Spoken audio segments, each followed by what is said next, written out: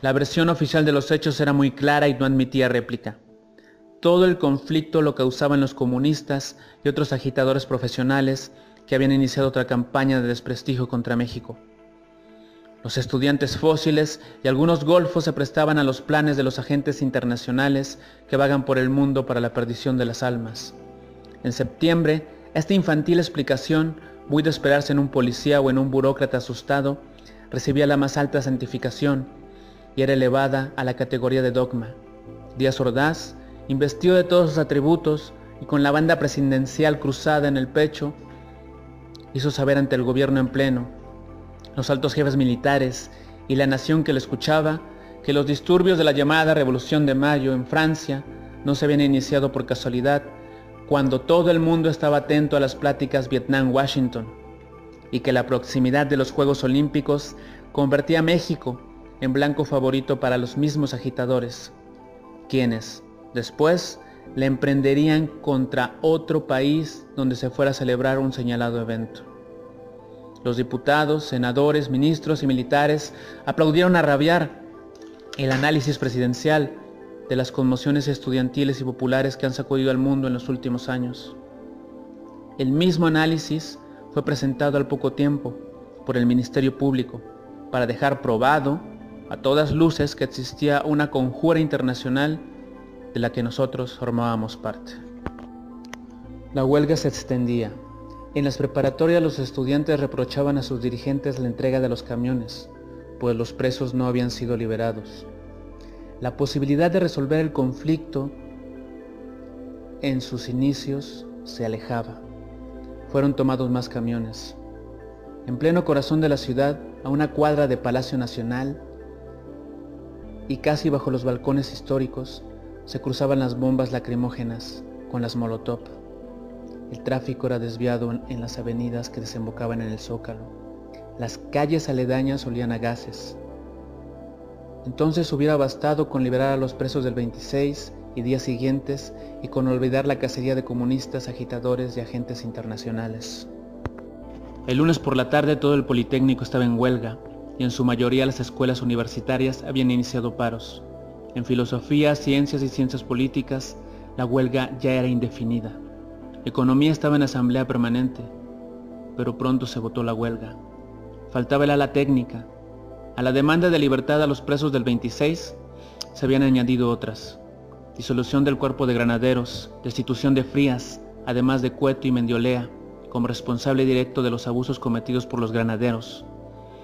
Ya se hablaba de pedir la liberación de todos los presos políticos, pues en la universidad recordábamos la entonces reciente huelga de hambre de Vallejo, que había iniciado como último recurso para obtener su libertad después de 10 años de encarcelamiento. Otro dirigente ferrocarrilero, Valentín Campa, también se encontraba encarcelado a causa de la huelga de 1958. En 1965 había sido aprehendido el periodista Víctor Rico Galán y su grupo. El movimiento de los médicos había terminado en ceses y detenciones. Algunos médicos seguían en la cárcel. En 1967 se inició de manera sistemática la aprehensión de dirigentes estudiantiles.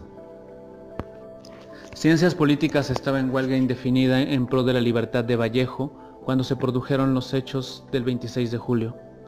La demanda de libertad a todos los presos políticos surgió naturalmente de la exigencia inicial. Con el aumento de la represión se hizo necesario pedir el deslindamiento de responsabilidades, pues ya no se trataba únicamente de excesos policíacos. El creciente número de heridos y lesionados tenía que producir la inclusión de otra demanda: indemnización. La derogación del artículo 145 del Código Penal, la demanda de carácter más político, se incluyó porque este artículo había sido el instrumento jurídico para mantener encarcelados a los ferrocarrileros. Al anochecer continuaban las asambleas en la ciudad universitaria. Las escuelas que entraban a la huelga hacían un llamado a las faltantes. En el monumento Obregón se había concentrado una gran fuerza policíaca y en el mismo lugar se detenían los camiones urbanos que entraban a CEU. En el barrio universitario los enfrentamientos eran cada vez más violentos, pues la policía ya había decidido tomar las preparatorias. En la Ciudadela, las vocacionales resistían y contestaban los ataques. La reunión de las escuelas en huelga sería en el Salón 11 de la Facultad de Filosofía. Todos los grupos políticos estaban presentes. No había un criterio previo que permitiera controlar el acceso a la reunión. Llegaban los comités de lucha, elegidos esa tarde, los comités ejecutivos, los dirigentes de los grupos políticos y las bases también. Llegaron las delegaciones del Politécnico y de Chapingo. La reunión se inició ante la imposibilidad de comprobar si los presentes eran o no representativos. Empezaron a relatar los acontecimientos los delegados de las escuelas agredidas, pero se les interrumpía con frecuencia. Además de las sospechosas interrupciones, la tendencia a sobresalir y darse a conocer desde el primer día acabó con el poco orden que se había podido conservar. La reunión se volvió imposible. Nadie hacía caso de la presidencia de debates y continuamente recibíamos informes contradictorios y alarmantes.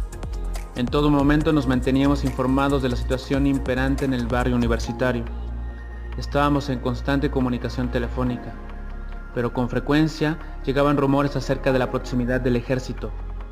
Después de las 12, nos dijeron por teléfono que los granaderos se retiraron del barrio universitario.